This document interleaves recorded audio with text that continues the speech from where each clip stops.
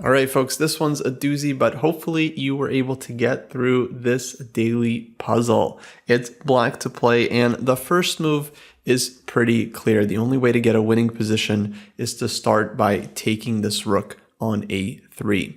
But after rook takes a3, white has an incredible try with e6, running the pawn down to make a new queen. And here this becomes really tough for black because now the question is, how can the rook get back in time to stop the pawn? And if you make one wrong move here, you can basically blow the advantage. For example, rook a4 feels obvious because you want to get rook e4 check. But here white can take a timeout to stop this, for example, king f3. Now white's threatening e7.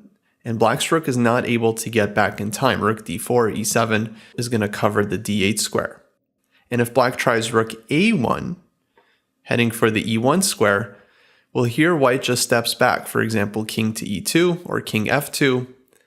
And black has nothing better than to try to repeat moves and make a draw.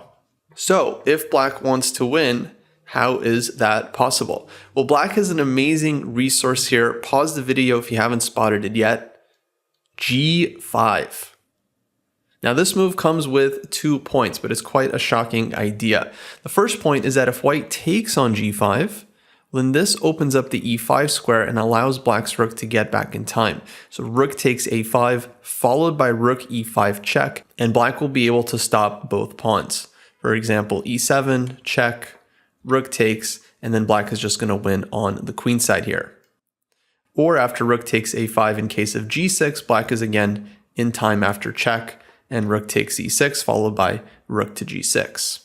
So that's the first point on g5, and this works as well if white plays f5.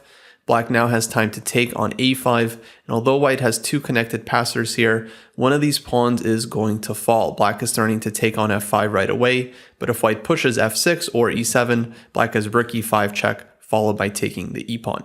And now the final point on g5 is what happens in case of e7, white just trying to promote the pawn. Well, here after e7, g takes f4, black sets up rook e3 check, which forces white to part with their new queen. So e8 equals queen, rook e3 check, white has to take on e3, and after f takes e3, we have a winning king and pawn endgame. For example, king takes e3, king takes a5, and black's pawns on the queen side are once again going to win the game. White's king is way too slow here. So a very tough endgame puzzle where you're really forced to think creatively in terms of figuring out how to get this rook back to the e-file and to stop this pawn. g5 is a very, very tough move to find, so great job if you're able to spot this one. If not, no worries. Learning from the solution will help you find ideas like this in the future.